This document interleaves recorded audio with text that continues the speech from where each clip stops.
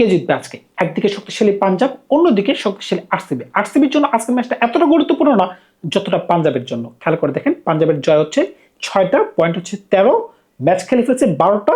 যদি আজকের ম্যাচ তার কোনো কারণে আরসিবির সাথে পা পিছলে নিজেদের ঘরের মাটিতে ধর্মশালায় যদি হেরে যায়, তাহলে কিন্তু তার টেবিল থেকে ছিটকে পড়ে যাবে। মনে পড়ে কিন্তু 2018 সালের কথা, 2018তে কিন্তু ঠিক সেম প্রসেসে তারা আইপিএল থেকে ছিটকে পড়ে গেছিল। টস আজকের ম্যাচে কোন ধরনের ভূমিকা পালন করতে পারে? যারা আগে ব্যাট করবে তারা কি জয়লাভ করবে? আগে ব্যাট করলে কত রান সেভ? পাঞ্জাব কিন্তু এই মাটিতে আগে ব্যাট করে 200 করতে পেরেছিল, এমনকি 210 করতে পেরেছিল। একটা খেলাও কিন্তু তারা জয়লাভ করতে পারেনি। তবে যারা আজকে ব্যাট করবে, সেটা আরসিবি হতে পারে, সেটা পাঞ্জাব হতে পারে, কত রান নিলে ওই দলটা বলতে পারবে যে আমরা আগে ব্যাট করে ম্যাচটা জয়লাভ করতে পারবো। আজকে কোন দল ফেভারিট? পাঞ্জাব ফেভারিট নাকি আরসিবি ফেভারিট?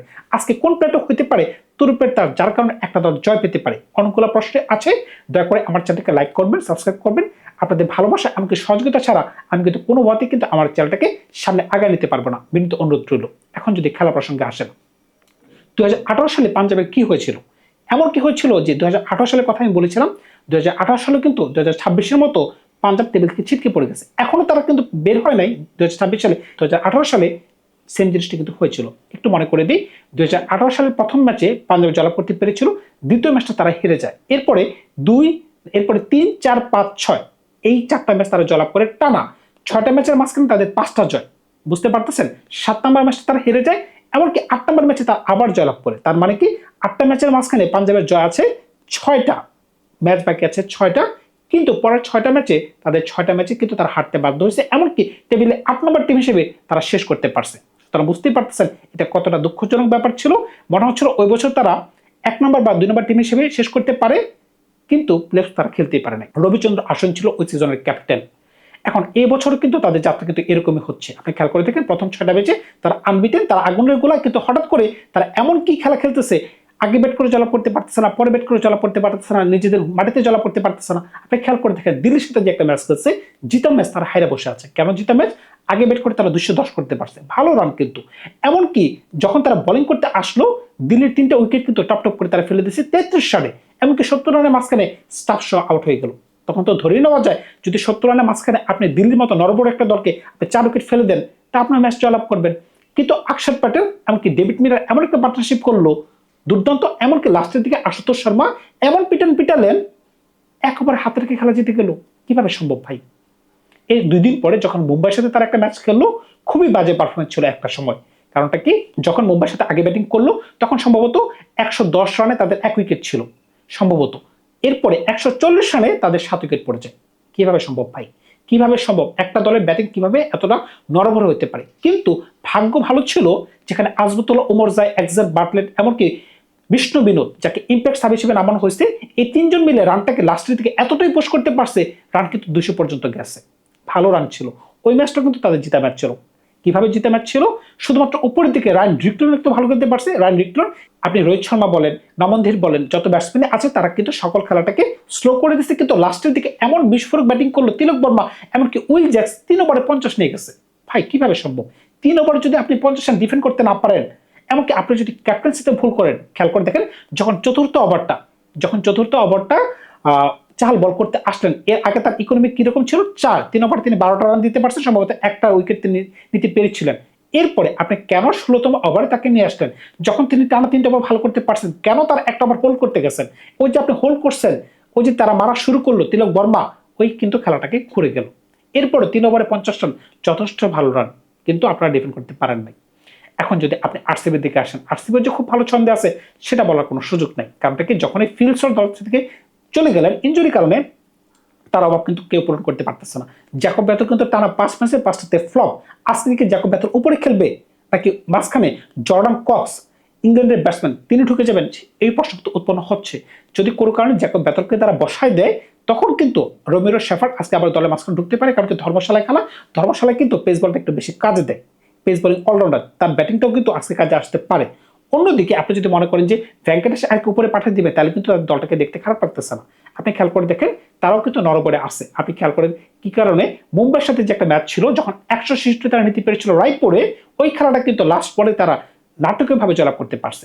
যদি ওই দিন যদি কোনো কারণে ক্রুনাল পান্ডিয়া একটু ভালো খেলতে না পারতেন, গ্রান্ট থাকা সত্ত্বেও যদি তিনি 2-4টা ছক্কা না পারতে পারতেন, এমনকি কয়েকটা ইজি ক্যাচ যদি মুম্বাই না ছাড়তো, তাহলে হয়তোবা ওই খেলাটা তারা হারতে পারত।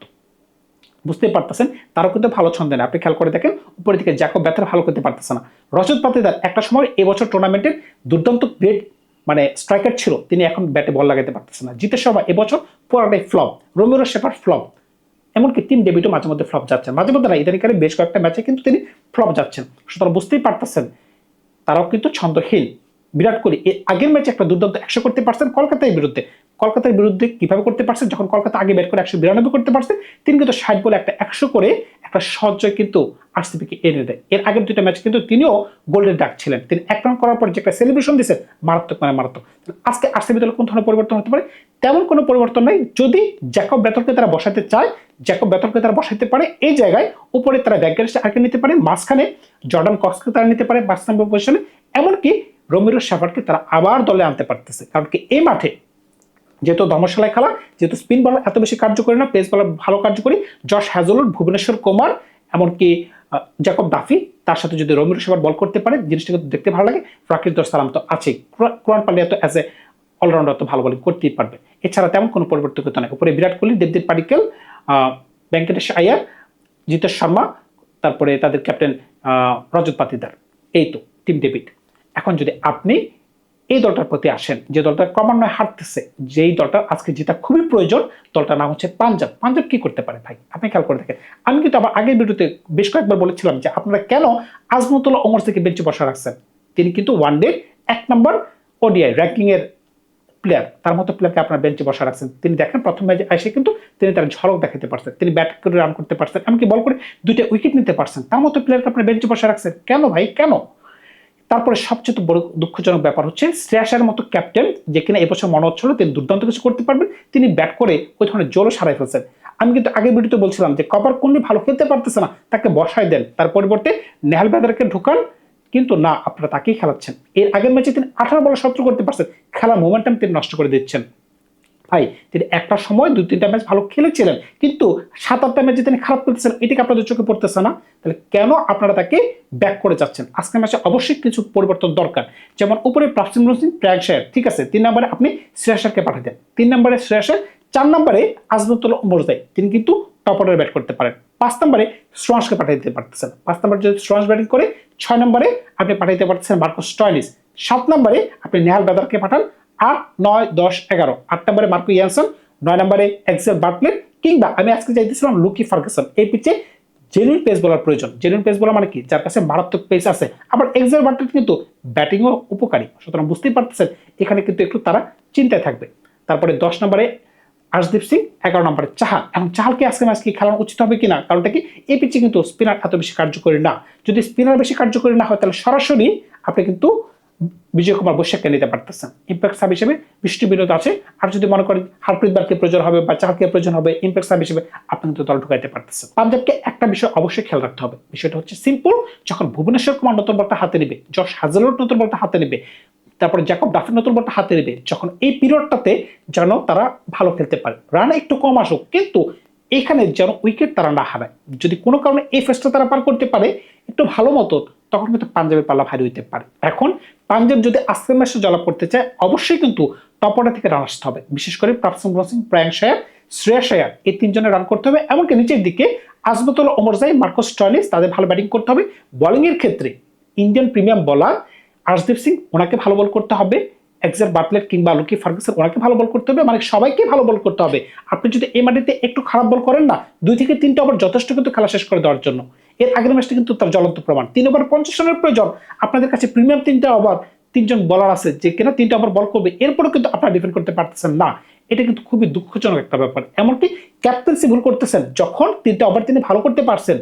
চাহালের কথা বলতেছি, যেখানে তিনি দুর্দান্ত বল করছেন, 3 ওভারে 12 রান, তার একটা ওভার হোল্ড করে রাখার কোনো প্রয়োজন নাই। কারণটা কি, আমরা সবাই জানি এখানে স্পিনার এত বেশি কার্যকরী না, কিন্তু উনি ভালো বলার বলে কিন্তু ভালো বল করতে পারছেন। কিন্তু আপনি অসময় তাকে বলতেছেন, এই কারণে কিন্তু ব্যাটসম্যান চড়াও হয়ে গেছে, এমনকি 4 চোখার বন্যা বসাই দিচ্ছে, আপনারা খেলা হারছেন। তবে আজকে আমি আশাবাদী পাঞ্জাব এই ম্যাচটা জয়লাভ করবে। ধন্যবাদ সবাইকে। ভালো থাকবে। আপনার নতুন করে গল্প নিয়ে খুব শীঘ্রই হাজির হবো আপনাদের সাথে।